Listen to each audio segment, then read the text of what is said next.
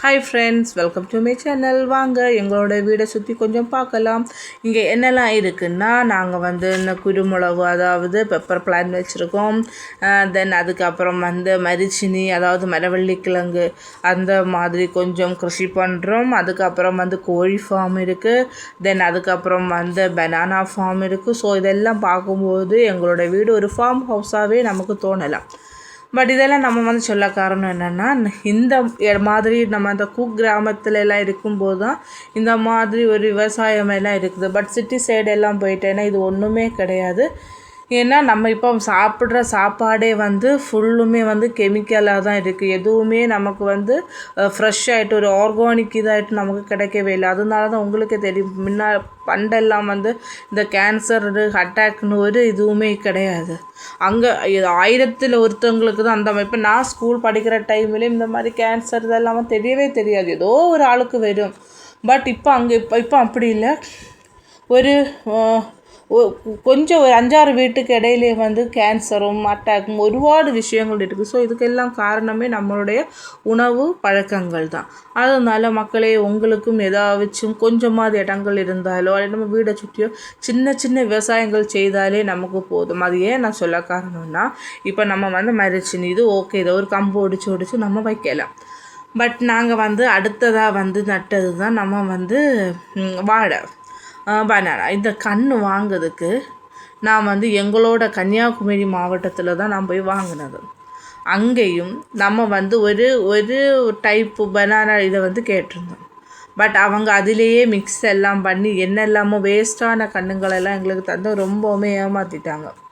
சரி, okay. But அதுக்கப்புறம் நம்ம வாங்கலை. வேறு இந்த சைட்லலாம் வாங்கலான்னு பார்த்தேன்னா ஓரோ கன்றுக்கும் ஒரு 15-20 ரூபா அப்படியெல்லாம் கேட்குறாங்க. ஏன்னா அந்த அளவுக்கு ரேட்டும் இருக்குது.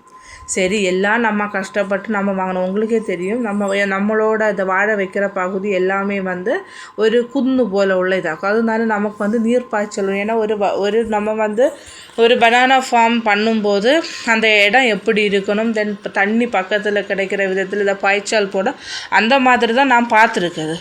பட் இதில் நமக்கு ஏன்னா வேறு என்ன பண்ணணும்னு எங்களுக்கு ஒரு ஐடியா இல்லை. ஸோ நம்ம வாழை நட்டு வைக்கலாம். ஏன்னா நம்ம கொஞ்சம் தண்ணி, நம்ம கொஞ்சம் கஷ்டப்பட்டாலும் பரவாயில்லை. உங்களுக்கே பார்க்கும்போது தெரியும், ஏற்றவும் இறக்கவும் மாட்டிருக்குது. ஸோ நாங்களே இந்த மாதிரி இடத்துல கூட நம்ம ஏதாச்சும் வேஸ்ட்டு பண்ணக்கூடாது, நம்ம ஏதாச்சும் உபயோகமாக இருக்கணும் அதுன்னு சொல்லி தான் நாங்கள் இதை நம்ம வேறு இப்போ உள்ள காலத்தில் எங்கள் வீட்டு பக்கத்தில் இதே போல் தான் நிறைய வசதி இருக்கிறவங்க எல்லாமே விட்டு அதில் ஃபுல்லுமே ஃப்ளாட் ஆக்கிட்டு தான் இருக்காங்க. ஸோ அதில் இருக்கக்கூடிய இப்போ தேங்காய்க்கு விலை ஜாஸ்தி, தேங்காய் இல்லை. ஏன்னா எல்லா இடமே நம்ம வெட்டி இதாக்கி எல்லாமே அங்கே பில்டிங்கும் அதுவும் இதுவும் காம்ப்ளெக்ஸும் அந்த மாதிரி தான் நம்ம போட்டுட்டு இருக்கோம். ஸோ இப்போ கிருஷிகள் படிப்படியாக அழிஞ்சிட்டு தான் வருது. இப்போ உங்களுக்கே தெரியும், ரீசெண்டாக நமக்கு ஒரு தேங்காயோடது வீட்டில் ஒர்க் பண்ணுறவங்களுக்கு தெரியும் எப்படின்னு. ஏன்னா எல்லாத்துக்குமே ரேட்டு தான், அதுவும் நல்ல பொருள் கிடைக்குதோ எல்லாமே கெமிக்கல்ஸ் தான். ஸோ அதனால தான் நம்ம நம்மளால் முடிஞ்ச அளவு நம்ம ஏதாச்சும் பண்ணணும். நாங்கள் எங்களால் முடிஞ்ச அளவு இந்த மாதிரியெல்லாம் பண்ணுறோம். அதுதான் நான் இந்த வீடியோவில் நான் சொல்ல வந்தது. ஏன்னா எங்களை சுற்றி இந்த மாதிரி நல்ல நல்ல ஐட்டங்கள் நமக்கு இயற்கையாக கிடைக்கும்போது, ஏன்னா நம்ம இடத்துல நம்ம விளைவிச்சு சாப்பிடும்போது அது ஒரு சந்தோஷம். அந்த ஒரு பலாப்பழம் எல்லாமே இருக்குது. ஸோ எங்களுக்கு அந்த இதெல்லாம் பார்க்கும்போது ரொம்ப சந்தோஷமாக இருக்குது. நான் அதுவே சிட்டி சைடு எங்கள் ரிலேட்டிவ்ஸ் வீட்டுக்கெல்லாம் போகும்போது அவங்க எல்லா இடமே வீடு ஒட்டி தான் நெருக்கமாக தான் இருக்குது. ஸோ இப்போ எங்களுக்கு பாருங்கள், இந்த இடத்துல இருந்து பார்க்கும்போதே எவ்வளவு அழகாக இருக்குது. உங்களுக்கு இந்த வீடியோவில் நான் பார்க்கும்போது தெரியுது எந்த அளவுக்கு நாங்கள் அதை ஒரு இடத்தையும் நாங்கள் வேஸ்ட்டு பண்ணாமல் தான் நம்ம யூஸ் பண்ணிகிட்டு இருக்கோம். அதுபோல் மக்களை எல்லாருமே நம்ம விவசாயத்தை காக்கணும்.